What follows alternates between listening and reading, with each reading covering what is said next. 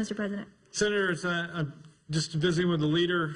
We're going to go to third reading, and if it's okay with the remainder of the Senate, we'd like to do one bill, and then I think we're done. Is that okay? And we'll come back tomorrow and do the remainder. So take up and read the third reading bill, specifically CS for SB232 by Senator Dietert. Senator Dietert has a guest here that is here today but would not be here tomorrow. Take up and read the bill. Committee substitute for committee substitute for committee substitute for Senate Bill 232, a bill to be entitled an act relating to guardianship.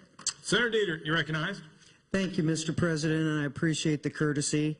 This, as you all know, is my top priority. This bill expands the duties of the Public Guardianship Office within the Department of Elder Affairs to regulate professional guardians. The bill renames the Office of Public and Professional Guardians.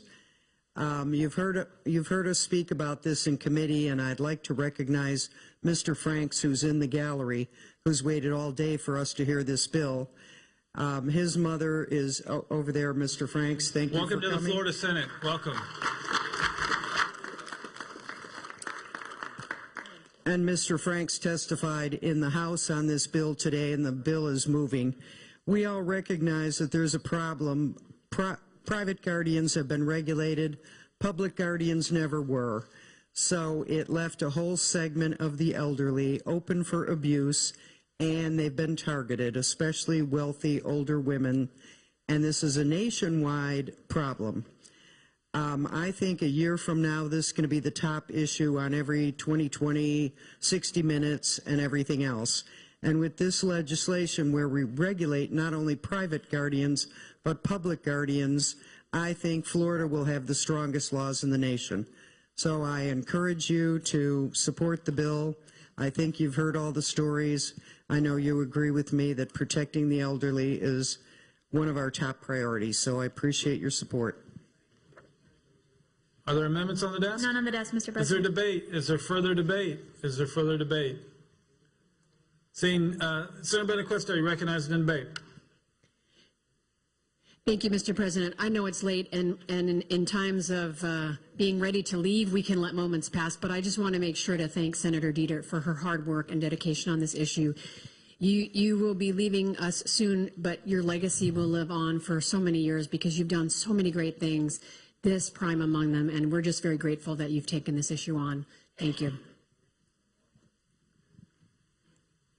Further in debate, Senator Dietert, you recognize to close on your bill. Thank you, Mr. President, and I could give an impassioned closing talking about all these poor victims, but I'm going to bow to your own personal intelligence. You can fill in the blanks. You know the abuse cases, and they're happening all over the state. I would invite us to open the board and have everyone co-sponsor, and I hope when you go home to your communities, you'll talk about this issue. You'll talk about this bill because it's soon to be talked about all over the country. So I invite you to co-sponsor it, and I hope you'll vote for it. Senator Dietert moves that the board be open and members can be co-sponsors.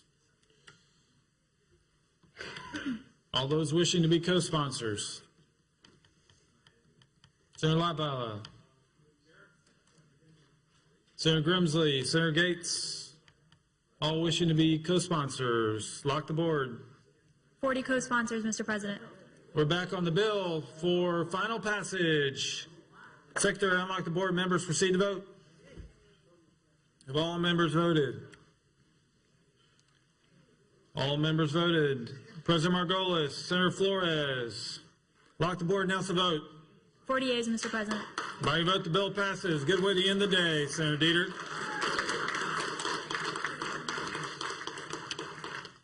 Senators.